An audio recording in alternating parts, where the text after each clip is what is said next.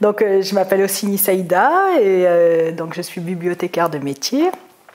Et en fait, j'habite Salins. En fait, on habite Salins avec mon mari et mes 2 enfants depuis 6 ans maintenant. Et en fait, on connaît Salins depuis 18 ans parce qu'on avait une maison de famille. Mes beaux-parents avaient une maison. Et on venait passer des week-ends et quelques semaines dans l'été. Donc on connaît très bien Salins depuis 18 ans. Moi, de par mon métier, j'ai pas mal bougé. Et puis mon mari était taxi à l'aéroport de Marseille et moi, j'étais bibliothécaire à Castries, à 30 km de Montpellier. Donc on s'est dit il faut trouver un lieu où on va faire une distance d'1 heure à peu près chacun.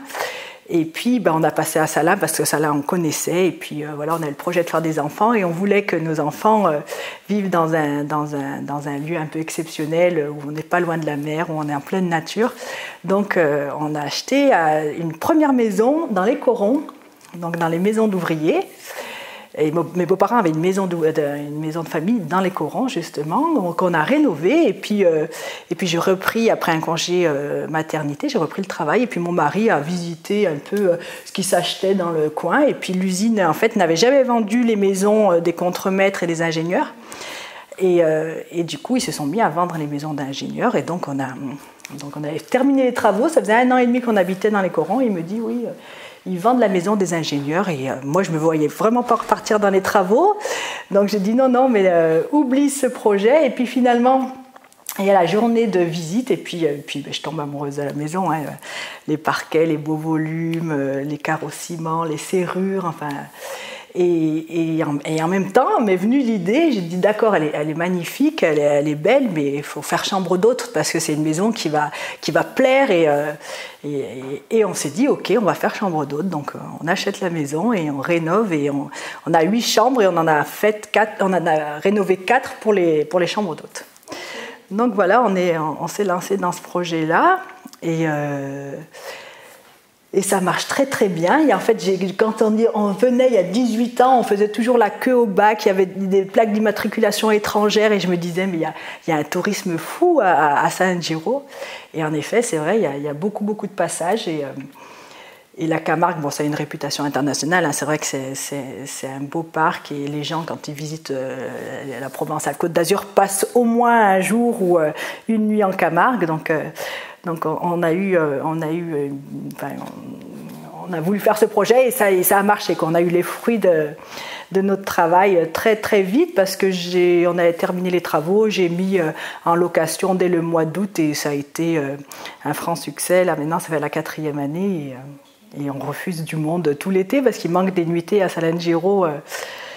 Et voilà, et les autres sont très très contents de la maison, tout le monde la trouve exceptionnelle, c'est vrai, il y a les radiateurs en fonte, les parquets, elle a vraiment une âme, elle est vraiment très très belle. Et puis on a respecté, voilà, dans la rénovation, on a vraiment respecté son histoire, on a respecté ce que je vous disais, on a fait les rénovations avec des matériaux respectueux de l'environnement. Et voilà, et puis nous on était déjà dans cette démarche-là. Moi je suis née dans la région Rhône-Alpes et c'est vrai que l'écotourisme c'est vulgarisé très très vite et quand je suis descendue dans le sud, nous plus jeunes on était déjà dans le tri sélectif, dans l'écotourisme, et dans le sud on voyait qu'il y avait un petit retard déjà et donc nous on était vraiment dans cette démarche et puis mes parents sont paysans, donc on a toujours cultivé nos légumes, voilà, on essaye de manger local, bio, enfin voilà. Et pour nous et pour nos hôtes, on utilise des produits respectueux de l'environnement dans tout ce qui est ménage, soins pour le corps aussi.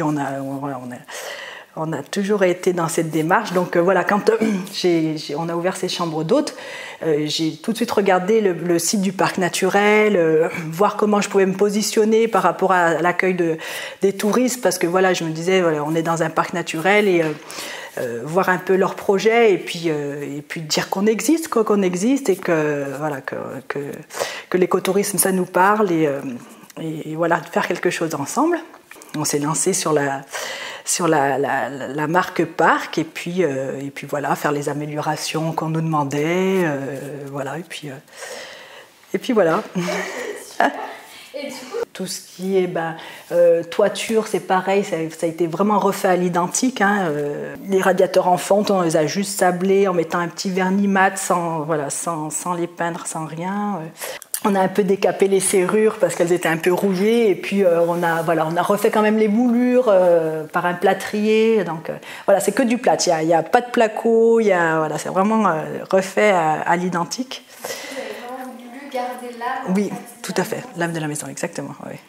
Elle a une histoire, exactement. Alors, donc c'est Solvay, le chimiste belge qui s'installe dans les Marais, hein, et qui crée l'usine Solvay pour faire de la soude, hein, avec le sel des salins.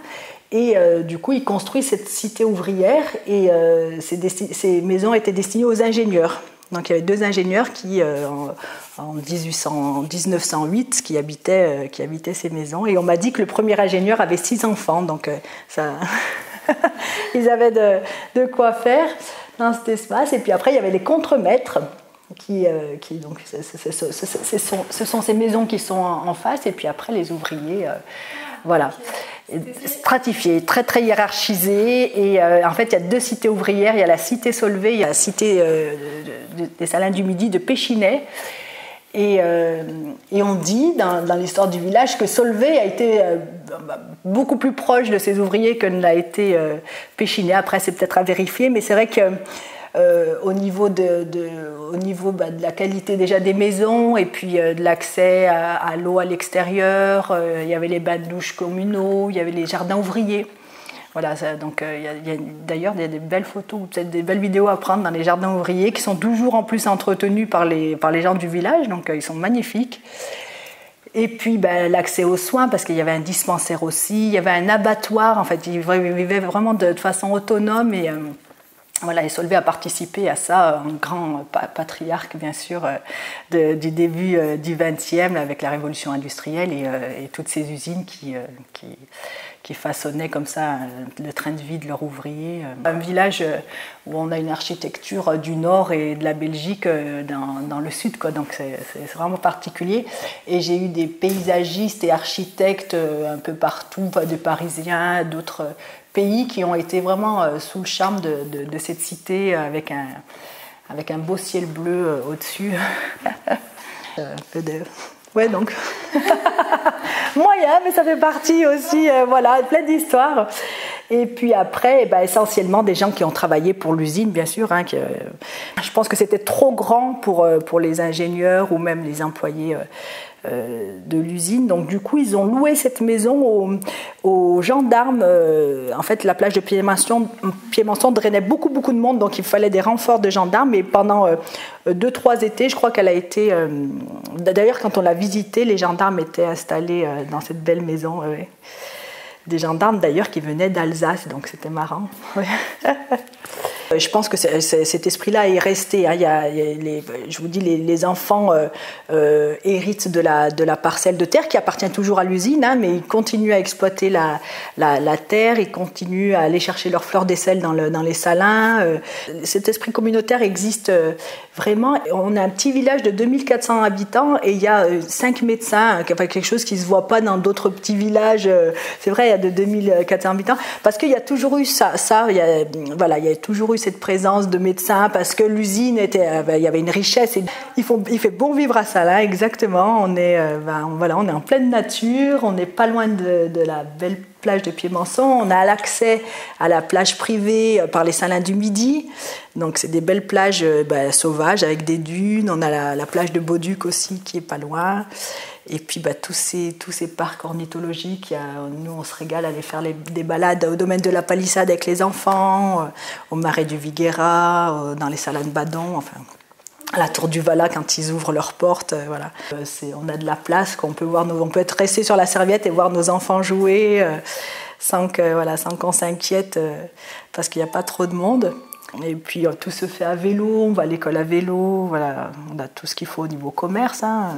Là, il y a vraiment, on y est très très bien à Salins. Je pense qu'on aurait du mal à aller autre part. En fait, à chaque fois qu'on est un peu dans les villes, le temps de la journée, on se dit quand on est sur le bac, on dit c'est bon. Après, l'accueil, c'est mon métier aussi en tant que bibliothécaire, donc du coup, voilà, j'ai une facilité à le faire. Et puis en plus, j'étais en congé parental quand on a ouvert, donc j'avais pris un congé parental de 4 ans, donc c'est moi qui m'en suis occupée les premières saisons. On a un super bon retour en plus des autres. Et ils font la démarche de venir chez l'habitant, donc c'est vraiment des gens ouverts qui ont envie de parler de l'histoire du village, qui ont voilà. Donc ils sont pas comme à l'hôtel. Et puis après, moi j'ai repris mon activité. Puis c'est mon mari en fait qui a arrêté son activité de taxi. On s'est lancé dans cette aventure et puis les enfants. Ils rencontrent plein d'enfants étrangers, donc c'est super. Alors le petit plus, moi je dirais, voilà, c'est ça, c'est le sens de l'accueil. Puis promouvoir son territoire, savoir voilà, quoi faire aussi, le mettre vraiment en valeur. Les marais du Viguera, le domaine de la Palissade, les Salins de Badon, Bauduc, tout ça on connaissait, donc c'était une joie de pouvoir leur dire, allez voir comme c'est beau. Alors je les envoie aussi dans les Salins du Midi à vélo. Bon, c'est 1 heure de vélo, mais le paysage est tellement époustouflant. Alors je leur dis alors comment c'était. Ah oui, c'était formidable de partager ça, c'est super, les marais du Viguera, c'est vraiment génial. De pouvoir partager ça avec eux tout en leur expliquant qu'on est dans un parc naturel, de ne pas rouler sur les dunes, de pas couper tous les roseaux, là. Et voilà, de faire tout en vélo, quoi. Ils arrivent, même ceux qui arrivent en voiture, je leur dis pour aller manger, vous ne prenez pas la voiture, c'est tout à pied. On a des vélos, il y a des loueurs de vélos dans le village. C'est bien de le faire en vélo, la Camargue, et pas en voiture, parce qu'on voit vraiment pas on voit rien. Voilà. Tout est à portée de main, exactement. On est à 2 minutes de l'office de tourisme. Alors, c'est en moyenne 3 nuits. Hein. Les autres viennent ici en moyenne 3 nuits, donc voilà, c'est plutôt pas mal. Il y a la balade à cheval au domaine de la Palissade qui est somptueuse. Alors déjà, voilà, on a une belle prestation parce que c'est une belle maison. Hein. Déjà, elle plaît cette belle maison. Les petits déjeuners, je vous disais, c'est avec des produits locaux, des produits bio, donc c'est des bons petits déjeuners. C'est vraiment la médiation, quoi, la médiation culturelle. Je leur dis dès le départ ce qu'il y a à faire, quoi. J'ai plein de prospectus et puis bon, je les envoie aussi à l'office de tourisme. Voilà, sur 2-3 jours, j'essaye d'organiser pour eux en fait. Donc ils font la balade à cheval, ils vont au marais du Viguera, ils vont au Salin de Badon, ils vont à la plage aussi, puis traverser les salins parce qu'ils veulent voir aussi quand même ces montagnes de sel. Voilà. Et puis il y a la digue à la mer, qui part de Salins jusqu'aux Saintes. Et c'est vrai que les Saintes, il y a beaucoup de monde, c'est un peu plus urbanisé qu'ici, donc le fait d'y aller par la digue, par la mer, et c'est bien d'avoir un lien aussi avec les Saintes et pas être en concurrence parce que c'est deux villages différents. Et je les envoie souvent par la digue à la mer et ils sont contents d'arriver par la mer et ils sont contents de revenir à Salins aussi quand même. Mais voilà, ils trouvent ça plus sauvage et plus moins urbanisé, moins de monde. C'est pas un public balnéaire, c'est vraiment un public qui veut voir la nature, qui veut voir des oiseaux. L'autre Camargue, exactement. Il y a 2 semaines, je montais sur Arles et j'ai vu un champ de cigognes. Alors, j'ai failli faire un accident parce qu'il y avait un Belge qui était devant qui a freiné et qui a voulu repartir pour aller voir ce champ de cigognes. C'était hallucinant. Donc voilà, beaucoup d'ornithologues qui viennent plus l'hiver parce que c'est vrai que les oiseaux, on les voit en hiver en Camargue. Et puis après, beaucoup de Montpelliérains, des Marseillais qui viennent juste le temps d'un week-end pour changer d'air. Et puis après, des touristes étrangers qui viennent en Camargue pour voir les flamants roses. Alors, on leur dit qu'en plein été, on n'en voit pas. On en voit quand même, il y a des colonies qui restent, mais ce n'est pas la bonne période. Et il y a la visite aussi de l'étang de Fangassier avec les guides naturalistes aussi qui plaît énormément. Donc vraiment, on a un petit packaging là, de 3-4 sorties à faire et ils se régalent, quoi. L'hiver, j'aime bien. C'est vrai que l'hiver, j'aime bien. C'est là où on voit beaucoup d'oiseaux. J'ai des ornithologues italiens qui m'ont ramené des photos au domaine de la Palissade, avec le gros bec, avec des poissons dedans. Si. J'ai plus le. Alors, des pélicans de voilà. Des pélicans, donc non, c'est... Et puis il y a un hiver où il a neigé aussi, donc on est allé à la plage, je voulais voir un peu les étangs puis on a vu énormément de colverts, enfin c'était juste, la neige sur la plage, c'était juste fabuleux. Et voilà, l'hiver j'aime bien, le début du printemps aussi, voilà. Le début du printemps, c'est quand je vois les huppes fasciées arriver dans mon jardin, j'aime beaucoup. Ouais. Mais c'est vrai que le printemps, si les gens ne peuvent pas venir... l'hiver parce que c'est pas une période avec les fêtes, mais au début du printemps c'est c'est la bonne période. Ouais.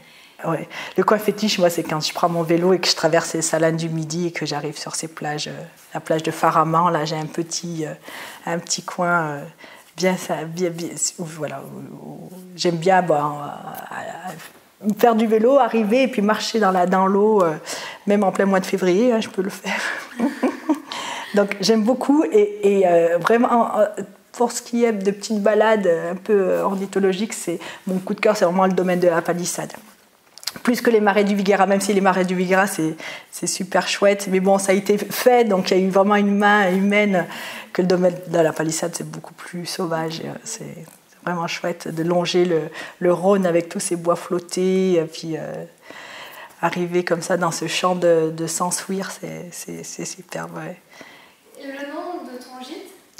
Alors c'est mon mari qui était là avec ses copains taxi à l'aéroport. Il faisait la liste des noms parce qu'on cherchait un nom bien sûr. Et puis le Nid en Camargue c'est venu et voilà, donc on l'a appelé un Nid en Camargue. Et quand il m'a dit ça, je dis ouais, c'est super, bah oui, c'est génial.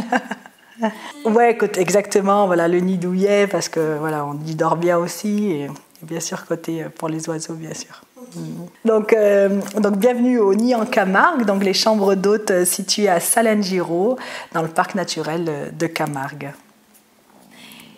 Alors si je devais expliquer qu'est-ce qu'un parc naturel, comment je pourrais le dire ? Ouais, c'est un établissement public, un établissement public pour la promotion d'un territoire naturel, pour sa sauvegarde, pour sa promotion. Ici à Salins, ça serait le patrimoine industriel et économique aussi, pour cette passerelle qu'on peut voir quand on traverse les Salins du Midi. Et c'est les Salins qui mettent en eau, c'est les Salins aussi qui organisent ces petits îlots avec le parc naturel pour les oiseaux. Donc vraiment, il y a un lien entre cet héritage industriel et puis en fait cette industrie et puis la sauvegarde de la nature et sa préservation surtout, quoi. Donc redynamiser le village et ils ont commencé par faire un sentier patrimonial avec des figurines, enfin des portraits d'anciens contremaîtres, d'anciens ouvriers qui portent la soude en fer forgé. Et il y a toute une explication, et il y a même des visites guidées de ce sentier patrimonial qui a été fait en concertation avec le parc et les acteurs associatifs du village. Et quelquefois, je les fais passer avec leur groupe d'une dizaine ou d'une vingtaine de personnes. Donc ça, c'est quand même intéressant. Enfin, moi, je le fais avec mes hôtes. On me demande souvent l'histoire du village. Et puis, j'ai mis dans les chambres, des livres sur l'histoire de Salins.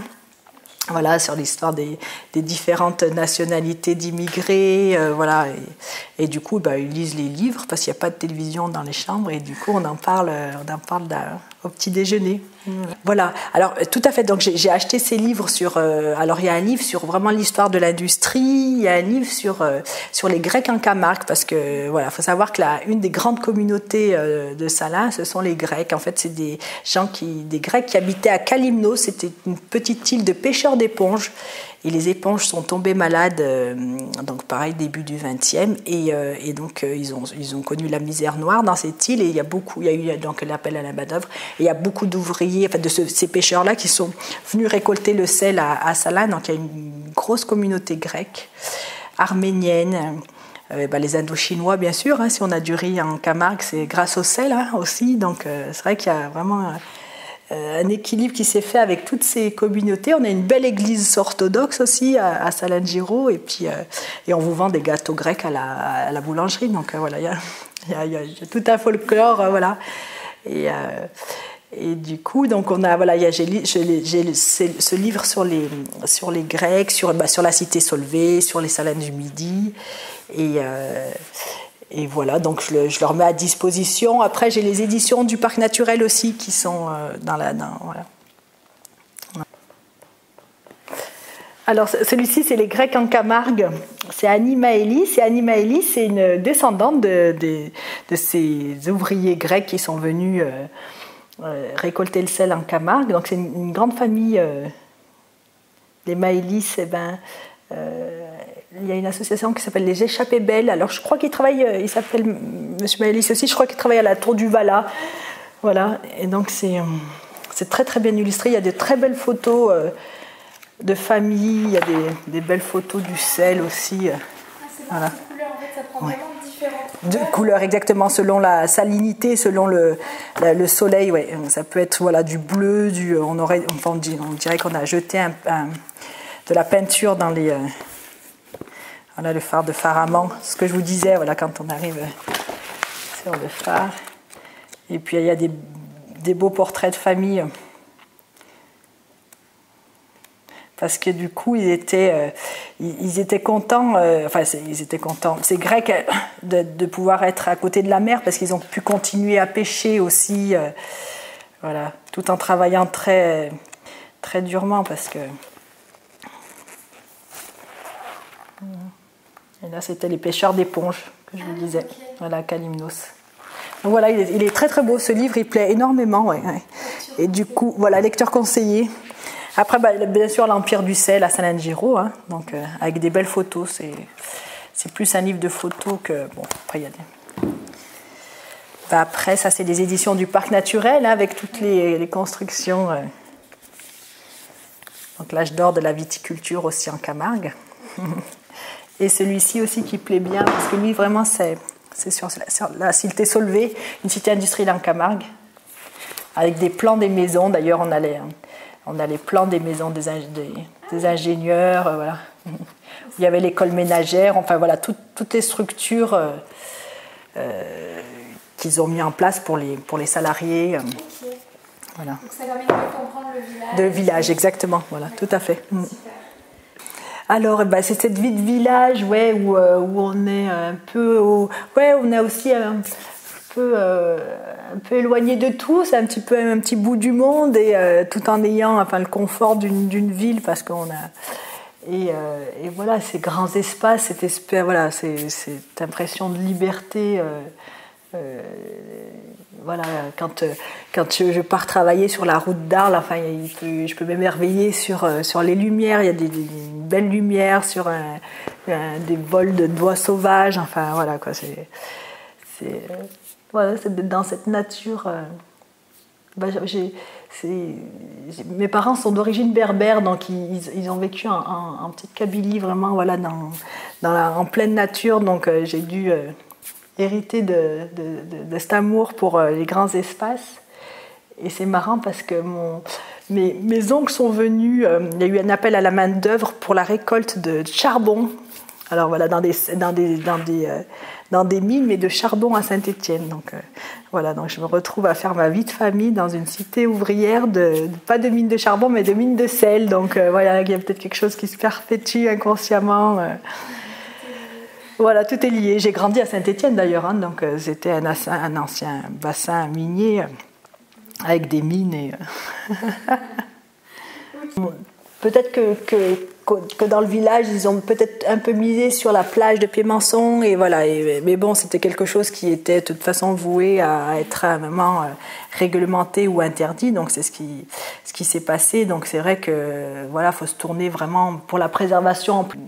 En étant conscient qu'il faut préserver ce territoire, donc vraiment sur l'écotourisme. Bon, les Salins du Midi, leur activité a vraiment baissé. Hein. Ils font plus de sel alimentaire, hein. Ils font le sel pour le déneigement uniquement.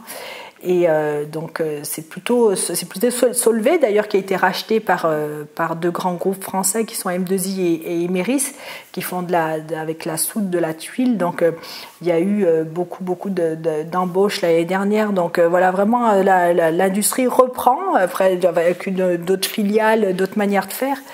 Donc et dans cette rue, tous les habitants travaillaient à l'usine. Plus maintenant, mais ils vivent à Salengiro, ils se sont attachés. Alors, la marque Valeur Parc, c'est un établissement qui est soucieux de l'environnement, qui veut promouvoir son territoire, mais voilà, vraiment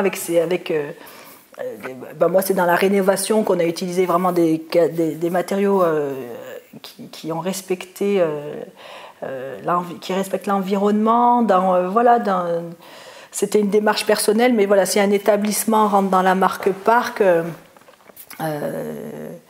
voilà, c'est prendre les valeurs du parc pour sa propre enseigne et les mettre en valeur. Donc pour un enfant, ça serait de respecter l'environnement, de respecter les oiseaux, de respecter l'eau, de respecter les insectes et la nature qui nous entoure. Pour les chasses d'eau, par exemple, on avait déjà mis en place des choses qui étaient respectueuses dans l'environnement parce que c'est des chasses qui s'arrêtent. Et puis voilà, et puis tout ce qui était en poule à LED. Enfin, on a vraiment fait la rénovation dans cette démarche-là. Donc du coup, il n'y a pas eu besoin de beaucoup de choses à faire, et même voilà, dans la proposition de nos produits, ce qu'on utilisait pour faire marcher la maison, pour la nettoyer. Et puis mon linge, je l'ai amené dans une blanchisserie à l'ESAT, les abeilles. Voilà, j'étais déjà consciente de ce que je pouvais faire au niveau de la qualité environnementale. Donc ça a été assez simple, voilà, de rentrer dans ce processus. Enfin, pas pour que ça m'apporte, mais que les gens soient conscients que quand ils arrivent dans un parc, et ben voilà, il y a des partenaires, que ce soit des hébergeants, des restaurateurs, qui sont dans la même démarche du parc, quoi. Voilà, c'est vraiment en tant que partenaire que je voulais m'associer. Et quand on m'a parlé de cette marque Valeurs Parc, oui, Parc Rabat, parce que ça va parler aux autres qui sont voilà, dans cette démarche aussi d'écotouristes, de se dire, ben voilà, c'est des petits signes qui nous parlent, et de développer ça, justement. Voilà, ça participe au développement de ça, même, voilà, même si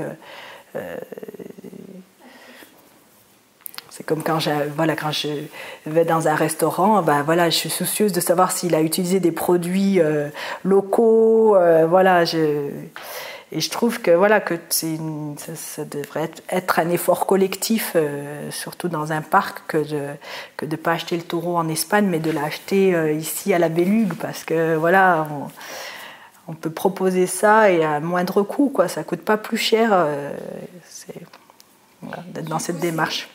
De se démarquer, pas tant que ça, parce que j'aimerais bien que tout le monde soit dans cette démarche, justement, parce que on n'est pas. Moi, ma voisine a ouvert des chambres d'hôtes à côté, je l'ai poussée pour qu'elle le fasse, parce que j'étais consciente qu'il manquait des nuitées, j'avais beaucoup d'appels, donc. Et plus il y a d'hébergements, plus il y a de touristes de toute façon. Quand mes hôtes viennent, de les diriger dans des endroits qui sont voilà, dans cette mouvance-là, d'aller les faire manger. Ben voilà, je sais que lui, il utilise des produits locaux, et que c'est une cuisine familiale, et que voilà, qui est respectueuse de l'environnement.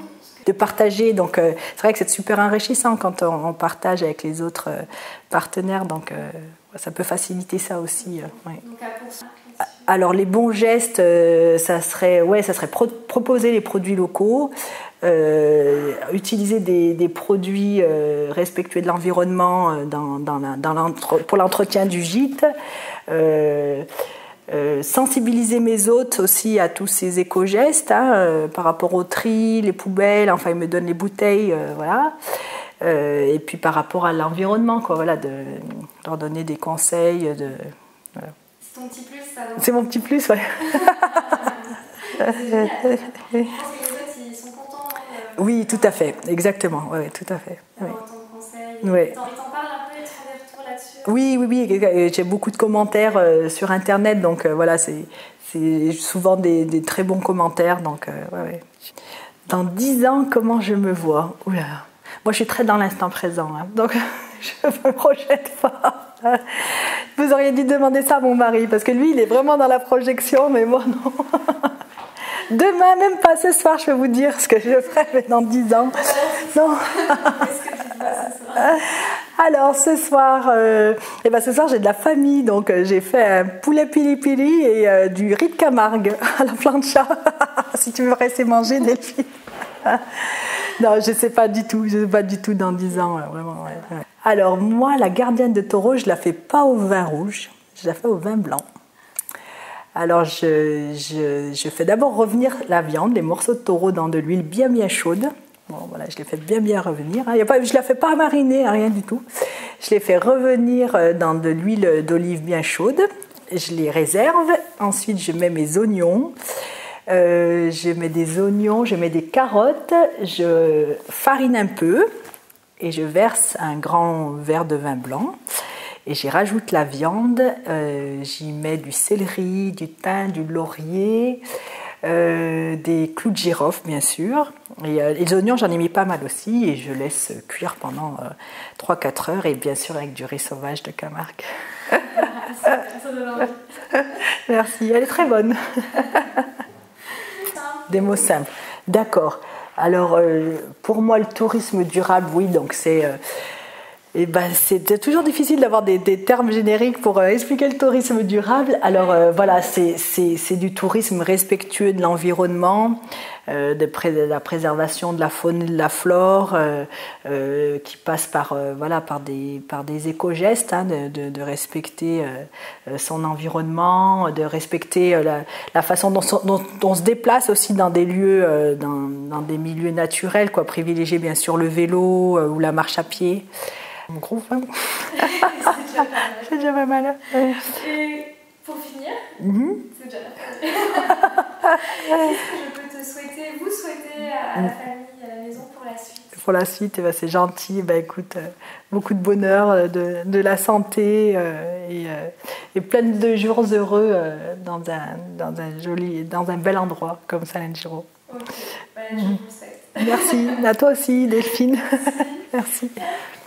C'est pas encore ce que j'en ferais, mais... Donc si je peux, tu Ouais. fais ce que tu veux, attaquer.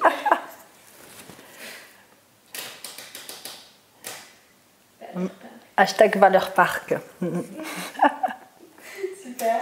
Merci.